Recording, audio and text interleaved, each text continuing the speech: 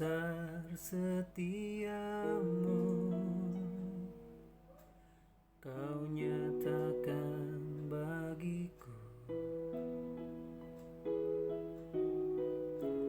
Kau Bapa yang selalu mengerti isi hatiku.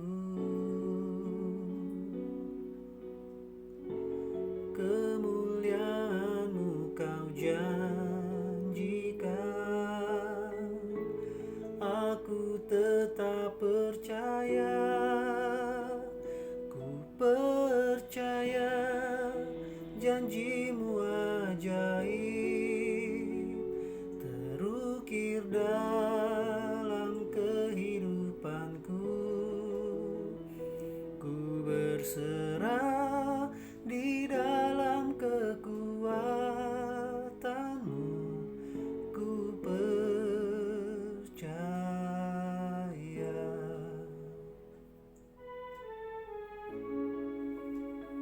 Mari kita sama-sama naikkan pujian ini. Sungguh besar setiamu, Kau nyatakan bagiku. Kau Bapa yang selalu mengerti isi hatiku. Kemuliaan-Mu Kau janjikan, aku tetap percaya. Ku percaya janji-Mu ajaib terukir dalam kehidupanku. Ku berserah di dalam kekuatan-Mu, hanya Kau segalanya bagiku. Ku percaya janji-Mu ajaib terukir dalam kehidupanku. Ku berserah di dalam kekuatan-Mu, ku percaya.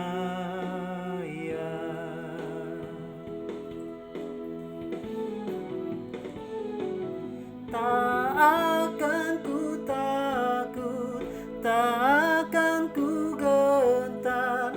Kaulah imanku, Kaulah Tuhanku. Tak akan ku ragukan kebaikan-Mu di hidupku.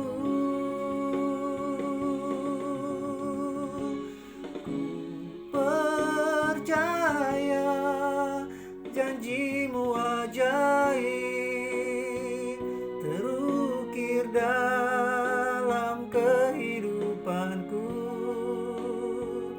Ku berserah di dalam kekuatan-Mu, hanya Kau segalanya bagiku. Ku percaya janji-Mu ajaib terukir dalam kehidupanku. Ku berserah di dalam kekuatan-Mu, ku percaya. Ku berserah di dalam kekuatan-Mu, ku percaya. Ku percaya.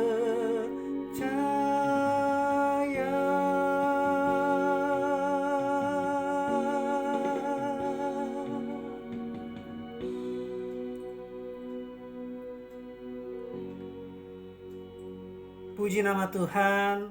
Shalom Bapak Ibu yang terkasih di dalam Tuhan Yesus Kristus. Senang sekali kita kembali berjumpa di dalam program Renungan Ruhiman Ministry.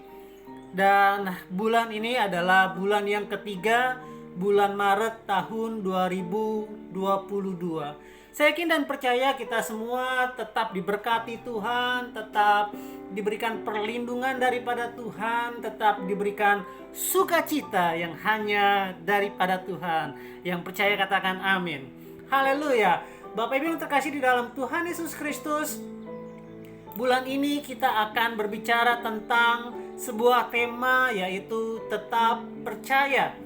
Dan tema ini didasarkan dari Kitab Mazmur pasal yang ketiga, ayat yang ke-2 sampai ayat yang ke-9.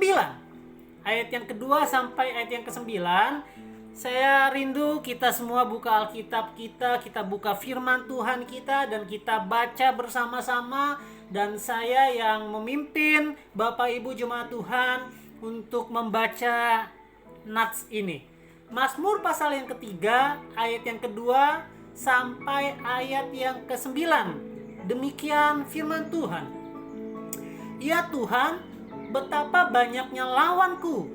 Banyak orang yang bangkit menyerang aku.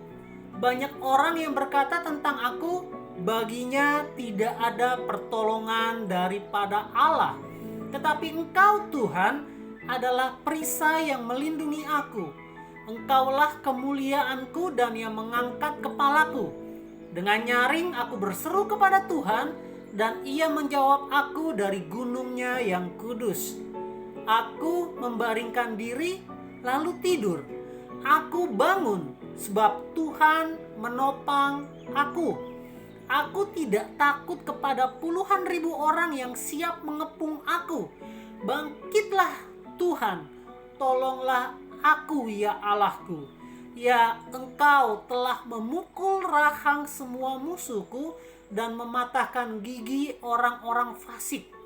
Dari Tuhan datang pertolongan, berkat-Mu atas umat-Mu. Amin. Bapak Ibu yang terkasih dalam Tuhan Yesus Kristus, siapa yang tidak memiliki masalah dalam hidupnya? Mungkin setiap kita akan memandang orang-orang yang di atas kita, orang-orang yang kaya, yang lebih kaya dari kita, orang-orang yang memiliki jabatan yang lebih tinggi dari kita, orang-orang yang memiliki kehidupan yang lebih baik dari kita. Mungkin kita selalu berpikir bahwa mereka tidak punya masalah. Mungkin kita melihat tetangga kita kehidupannya baik-baik saja. Kita melihat teman gereja kita kehidupannya baik-baik saja. Kita melihat teman kerja kita, teman sekolah kita, teman kuliah kita, kok kelihatannya hidupnya baik-baik saja. Di mata kita terlihat baik-baik saja. Tetapi apakah benar mereka memang hidupnya baik-baik saja, Bapak Ibu?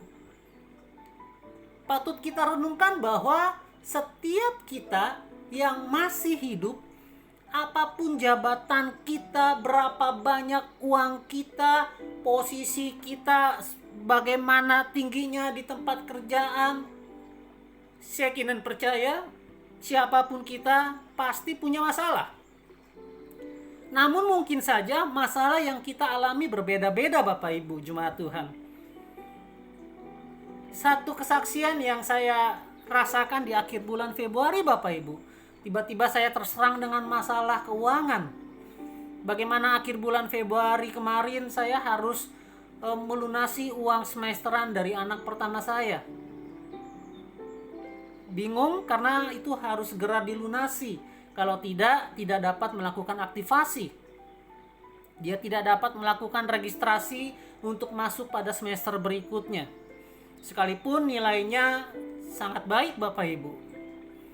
Tetapi tanpa biaya yang harus dilunasi, ia tidak dapat melanjutkan semester kedua. Dalam keadaan bingung saya berdoa, Tuhan, saya nggak tahu solusi apa yang saya punya, saya nggak tahu jalan keluarnya bagaimana. Uang sebesar itu bagaimana saya harus dengan mudah mendapatkannya. Bapak Ibu terkasih dalam Tuhan, dalam kondisi saat itu saya benar-benar bingung. Saya nggak tahu saya harus cari kemana, saya harus minjam ke siapa dan sebagainya. Tapi entah bagaimana tiba-tiba saya teringat dengan seorang teman saya. Ketika saya menghubungi dia, saya kaget Bapak Ibu. Dia langsung mengiyakan Bapak Ibu. Dia nggak takut saya tipu, dia nggak takut saya permainkan, dia nggak takut saya membohonginya. Saat itu juga dia langsung transfer Bapak Ibu. Saat itu juga dia langsung transfer. Dan saya segera membayar uang kuliah semesteran anak saya. Dan ternyata masalahnya nggak cukup sampai di sana Bapak Ibu. Masuk semester 2, sistem pembayaran itu berubah. Dan saya harus melunasi 50% dari biaya semester yang kedua. Kalut lagi Bapak Ibu. Uang dari mana ya saya harus dapat? Tapi Tuhan selalu buka jalan Bapak Ibu. Sekalipun saya harus pinjam kiri kanan, Tuhan sediakan itu semua. Tuhan sediakan itu semua. Dan bagi Tuhan tidak ada yang mustahil Bapak Ibu. Dalam keadaan terjepit sekalipun, saya berusaha untuk mengucap syukur. Saya dan istri berusaha untuk mengucap syukur, untuk tetap mengandalkan Tuhan. Sekalipun saya harus tebal muka, pinjam kiri kanan, tapi Tuhan itu sediakan.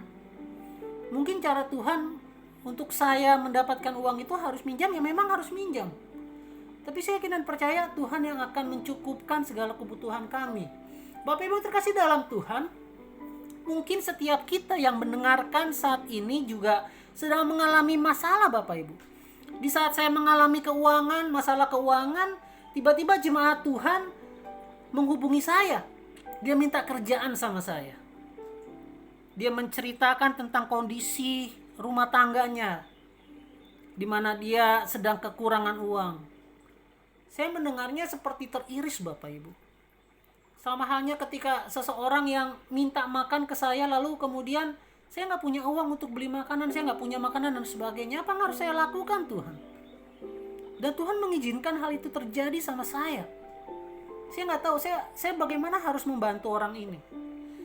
Saya langsung teringat orang yang minta makan, lalu kemudian kita doakan, itu rasanya naif sekali Bapak Ibu. Dia butuh makanan saat itu dan kita hanya punya doa. Saya hanya bisa bawa itu di dalam doa Bapak Ibu. Tetapi terlepas daripada itu, saya yakin Tuhan juga tidak meninggalkan dia, sama seperti Tuhan tidak pernah meninggalkan keluarga kami.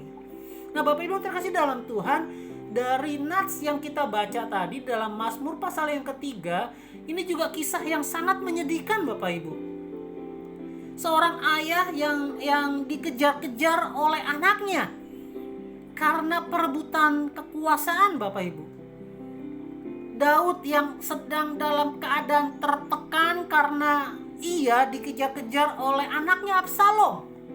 Dan perlu kita ketahui bahwa Mazmur 3 ini adalah sebuah nyanyian kalau kita lihat di sana. Bagaimana orang yang sedang dalam mengalami penderitaan masih bisa bernyanyi? Bagaimana orang yang sedang mengalami tekanan, baik tekanan secara psikis karena ia dikejar-kejar oleh anak kandungnya yang disayanginya.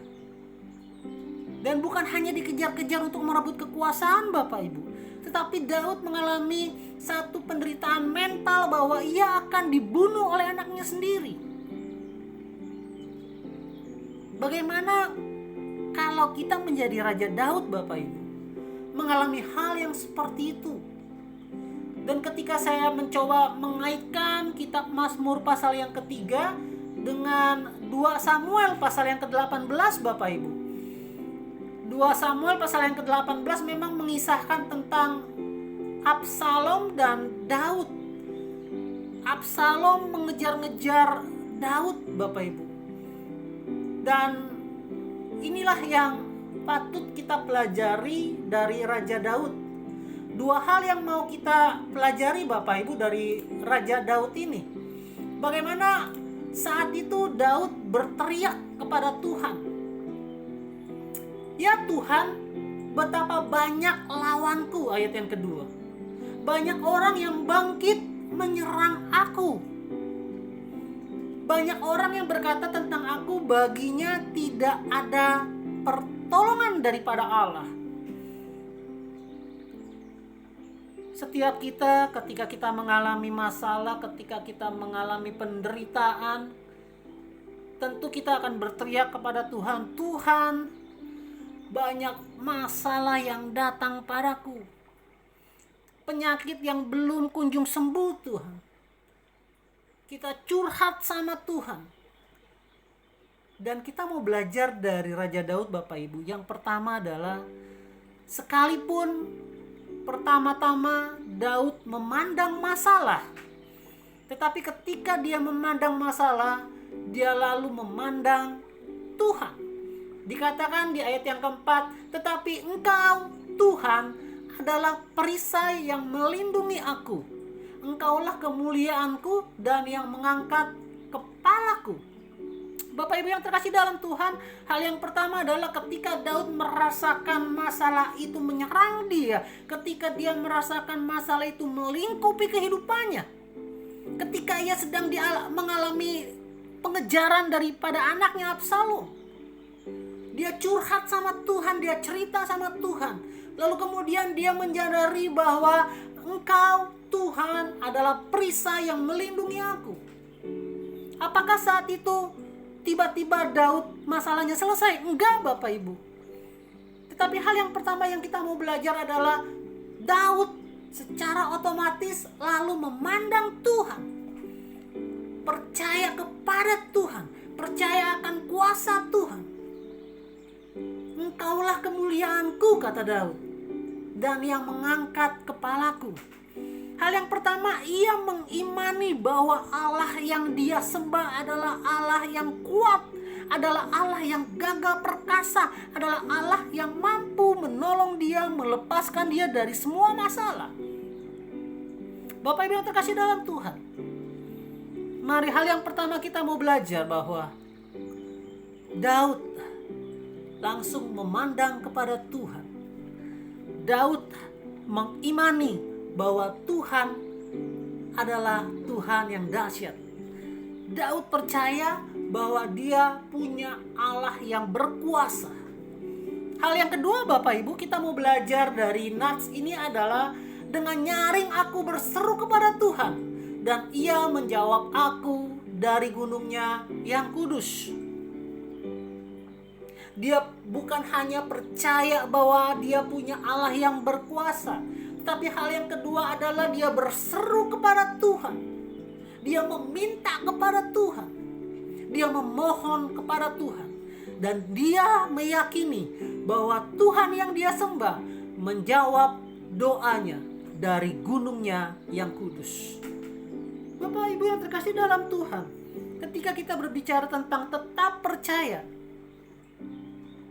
itu berasal dari iman yang teguh. Iman yang telah berproses, Bapak Ibu. Iman yang menyadari bahwa kehidupannya sejak dulu adalah hasil dari pertolongan Tuhan. Oleh sebab itu, Bapak Ibu, hal yang kedua, dia tidak hanya meyakini, tetapi dia berseru kepada Tuhan. Dan dia percaya bahwa seruannya itu dijawab oleh Tuhan Allah yang dia sembah. Bagaimana dengan kita, Bapak Ibu? Ketika kita punya masalah, kemudian kita percaya bahwa Tuhan kita adalah Tuhan yang dahsyat. Apakah hanya sebatas itu, Bapak Ibu? Daud berseru kepada Tuhan. Daud memohon kepada Tuhan. Dan tidak hanya memohon, dia meyakini bahwa permohonannya itu didengar oleh Tuhan, bahwa permohonannya itu dijawab oleh Tuhan. Dan hal yang ketiga, Bapak Ibu, ada hal yang unik yang saya temui di sini. Seringkali kita, termasuk saya di dalamnya, ketika kita punya masalah, kita susah tidur, Bapak Ibu. Kita terjebak dalam dimensi pikiran kita, dalam dimensi logika kita. Ketika kita punya masalah, kita akan sulit tidur. Tetapi kita mau melihat di ayat yang ke-6, Daud berkata, aku membaringkan diri lalu tidur. Satu kondisi yang saya yakini bahwa Daud itu benar-benar percaya kepada Allah. Ketika dia meyakini bahwa Tuhan melihat dia meyakini bahwa dia punya Tuhan yang berkuasa, lalu kemudian dia berseru kepada Tuhan. Ketika dia berseru kepada Tuhan, selesai dia berseru, dia membaringkan diri lalu tertidur. Artinya bahwa dia benar-benar menyerahkan permasalahannya kepada Tuhan. Bapak Ibu yang terkasih dalam Tuhan, ini sungguh menampar wajah saya Bapak Ibu ayat ini. Dan saya yakin juga menampar wajah kita. Seringkali kita sedang sakit, kita sulit tidur, kita punya masalah, kita sulit tidur. Sekalipun kita berkata saya sudah serahkan masalah saya kepada Tuhan, tetapi kita masih memikirkan masalah itu, sehingga kita menjadi orang yang sulit tidur dan akhirnya kesehatan kita terganggu Bapak Ibu. Dan hari ini kita mau belajar dari Raja Daud bahwa ketika dia sudah menyerahkan masalahnya dia ke dalam tangan Tuhan, hal yang ketiga, dia membaringkan diri lalu tidur. Dan kemudian dia bangun, dikatakan aku bangun sebab Tuhan menopang aku. Bapak Ibu terkasih dalam Tuhan, hal yang ketiga dari renungan kita pada hari ini, tetap percaya. Mari kita mau belajar serahkan sepenuhnya masalah kita kepada Tuhan, bukan hanya di mulut saja, tetapi kita juga mau belajar menyerahkan masalah kita itu di dalam hati kita. Daud berserah kepada Tuhan sampai dia bisa tidur Bapak Ibu. Mari kita belajar dari hal ini. Saya juga masih terus belajar Bapak Ibu. Ketika saya punya masalah, saya sering susah tidur. Saya sering memikirkannya. Bagaimana hari esok, bagaimana nanti. Rasa khawatir itu menghingga pikiran kita, sekalipun di dalam hati, di dalam mulut kita berkata kita sudah serahkan masalah kita kepada Tuhan. Hal yang ketiga tadi, yuk kita tetap percaya, kita serahkan sepenuhnya kepada Tuhan dan kita berserah hanya pada Tuhan. Lalu kemudian ayat selanjutnya di ayat yang ke-7, aku tidak takut kepada puluhan ribu orang yang siap mengepung aku. Bangkitlah Tuhan, tolonglah aku ya Tuhanku, ya Engkau telah memukul rahang semua musuhku dan mematahkan gigi orang-orang fasik. Yang terakhir yang kita mau pelajari dari kisah ini, dari nats ini adalah dari Tuhan datang pertolongan, berkat-Mu atas umat-Mu. Bapak Ibu yang terkasih dalam Tuhan, pasang surut kehidupan Daud menunjukkan bahwa tantangan iman bisa datang kapan saja, bisa datang dari mana saja. Bahkan tanpa permisi masalah itu datang pada kita, betul? Siapa yang menyangka Daud punya anak, lalu kemudian anaknya melakukan kudeta terhadap dirinya. Dan Daud ketika dia menuliskan kitab Mazmur pasal yang ketiga, ia sedang berstatus sebagai seorang pelarian. Ia berstatus sebagai seorang buronan dari anaknya sendiri Bapak Ibu. Perasaan tertekan, perasaan kecewa, perasaan putus asa, perasaan sedih bercampur aduk, dan tentunya menjadi alasan buat Daud kecewa sama Tuhan, menjadi alasan buat Daud marah sama Tuhan. Karena di dalam sejarah bangsa Israel memang banyak pihak yang melakukan kudeta kepada raja, tetapi hanya Daud yang mengalami kudeta dari anaknya sendiri. Jadi Daud itu dalam pelarian ketika dia berserah kepada Tuhan. Bapak Ibu yang terkasih dalam Tuhan, bagaimana seringkali kita menggunakan alasan masalah yang kita punya, kesehatan yang kita miliki, sebagai alasan untuk marah sama Tuhan, untuk kecewa sama Tuhan. Mari kita mau belajar dari Raja Daud. 4 hal tadi Bapak Ibu. Kita mau memandang kepada Tuhan, kita mau berseru kepada Tuhan, kita mau berserah kepada Tuhan sampai Daud bisa tidur. Kita mau belajar dari hal itu. Dan hal yang keempat, bagaimana Daud percaya bahwa Tuhan memukul musuh-musuhnya. Kita juga mau percaya bahwa Tuhan mengalahkan masalah kita, bahwa Tuhan memberikan kekuatan kepada kita. Tetap percaya kepada Tuhan adalah sesuatu yang mudah diucapkan. Tetapi mari kita mau belajar pada hari ini. Tetap percaya kepada Tuhan itu dengan iman yang sungguh-sungguh, berserah sepenuhnya kepada Tuhan. Kita meyakini bahwa Tuhan tetap menolong kita. Kita meyakini bahwa Tuhan tidak pernah meninggalkan kita. Kita meyakini bahwa Tuhan tetap bersama dengan kita. Bagaimana sedihnya Raja Daud ketika ia dikejar-kejar oleh anaknya Absalom. Dan ia tidak marah sama Tuhan. Ia tidak kecewa sama Tuhan. Tetapi dari mulutnya keluar puji-pujian, mengagungkan Tuhan. Dari mulutnya keluar puji-pujian, berseru kepada Tuhan. Mari Bapak Ibu jemaat Tuhan yang dikasihi Tuhan, sahabat Ruhiman dimanapun Anda berada. Hari ini kita belajar di bulan yang ketiga, bulan Maret tahun 2022, untuk tetap percaya kepada Tuhan, untuk tetap meyakini bahwa Tuhan memberikan masa depan bagi kita dalam masa depan yang penuh dengan harapan. Tuhan tidak pernah meninggalkan kita dan tidak akan pernah meninggalkan kita. Mari kita yakini itu Bapak Ibu. Di dalam kesulitan yang kita hadapi hari ini, di dalam problema yang kita temui hari ini, di dalam dampak masalah yang terjadi dalam hidup kita, tetap yakini bahwa Allah selalu bersama dengan kita. Tetap percaya bahwa Allah memegang penuh kehidupan kita. Tuhan memberkati kita. Tuhan mengasihi Indonesia. Amin.